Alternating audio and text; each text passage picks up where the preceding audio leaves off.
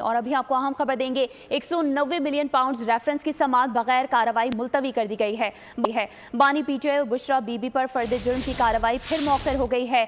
जज एहतसाब अदालत ने आज अडियाला जेल में समाअत करना थी। आपको ये खबर दे रहे हैं 190 मिलियन पाउंड रेफरेंस की समाअत बगैर कार्रवाई मुलतवी कर दी गई है। बानी पीटीआई और बुशरा बीबी पर फर्द जुर्म की कार्रवाई फिर मौखर कर दी गई है। जज एहतसाब अदालत ने आज अडियाला जेल में जबकि फाजिल अदालत के नए तैनात जज नासिर जावेद ने हाल चार्ज नहीं लिया है। रेफरेंस में समाअत बगैर किसी कार्रवाई के 23 फरवरी तक मुलतवी कर दी गई है। आपको ये अहम खबर से आगाह कर रहे हैं। 190 मिलियन पाउंड रेफरेंस की समाअत बगैर कार्रवाई मुलतवी कर दी गई है। बानी पीटीआई और बुशरा बीबी पर फर्द जुर्म की कार्रवाई फिर मौखर कर दी गई।